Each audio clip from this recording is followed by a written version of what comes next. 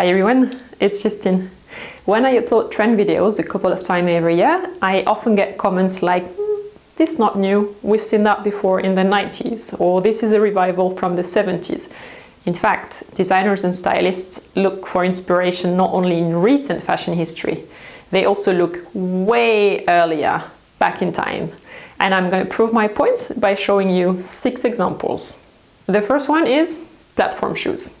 As soon as I say that, I have to think of the Spice Girls. My parents would say, that awful shoe trend from the 90s. You think 90s? But you're really wrong. In 16th century Venice, Italy, and later also in other countries, people got used to wearing wooden clogs over their expensive shoes to walk on muddy streets without getting dirty. Those shoes were called chopines. Little by little, people got a bit crazy about the shape and also about the height of such shoes. It wasn't easy to walk in that, so you'd actually need an attendant to hold your hand, literally, at all times. Then chopin got decorated with various embellishments and then eventually made it into the salons of rich citizens. If you look at the back of that shoe, you see there's no heel. That's actually very close to a shape considered to be daring and quite avant-garde today, but is it really? Coming back to the platform shoes of the Spice Girls, they are literally slippers. Super safe and super comfortable compared to the Venetian version. Next one. Rolled updos are very fashionable at the moment, for instance in bridal style. You probably also remember John Travolta, James Dean, that banana hairstyle where all the hair is put up and then rolled towards the front.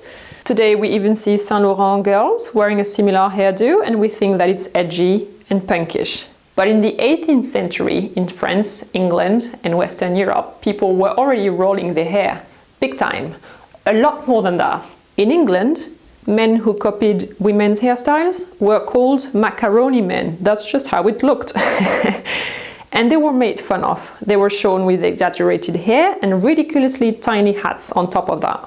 Next one, and one of my favorites, Madonna's Pointy bra, designed by Jean-Paul Gaultier for her Blonde Ambition tour, came across as incredibly avant-garde and became a symbol of women power in the 80s and 90s. In fact, women in the 40s and 50s already wore that. It was called the bullet bra and it had the same construction. Before we knew how to knit as precisely as we can do it now, and before we knew how to mold a piece of flat fabric onto a rounded breast, the closest we could get was by taking a woven fabric, silk often, and draping it onto the breasts in a pointy shape. The bullet bra was seen as feminine and desirable. Even Marilyn Monroe was wearing it, so. Next, the pencil skirt, also called the uniform of the 50s working lady. You can't make very big steps in it, but it's okay comfortable, right? Well, I think, and here I'm only guessing, but I think that Christian Dior knew about the hobble skirt when he designed his first pencil skirt after the Second World War. In 1900, tying your long skirt around you would prevent it from moving and from revealing your legs when practicing a physical activity. The text here says, what's that? It's the speed limit skirt. Because really, that's what it was. But very soon, it became a trend. And instead of tying at the knee level, women started to tie around their ankles. And this made even climbing up a simple step a huge challenge. Compared to that, the pencil skirt means total freedom of movement. Now we're going back in time again.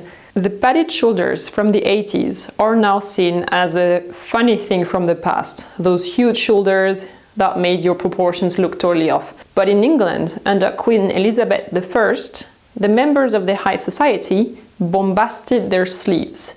It meant filling them with a sort of padding of filling, several kilos of it, to make the sleeves look nice and round. It was super heavy and absolutely uncomfortable. Compared to that, what's a tiny bit of padding in a blazer? Last but not least, all-time favorite, Alexander McQueen.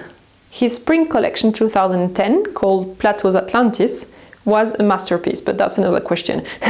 He showed puffy skirts with a lot of volume around the hips and quite short. There was a very clear silhouette through the entire collection. I can't help but think of the Renaissance period when I see this collection. We know McQueen was a huge fan of the Victoria and Albert Museum in England, so he must have seen what the kings and the courts on paintings were wearing in the 16th and 17th century. The same sort of puffy short culottes over simple tights, the proportions are very similar.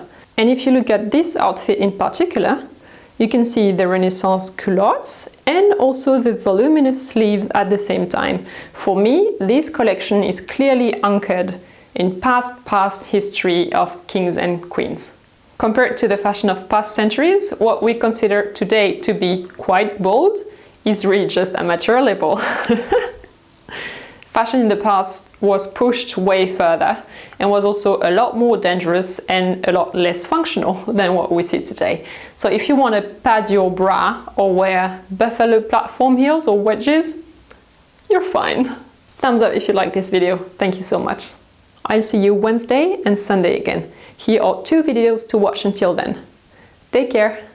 Bye bye.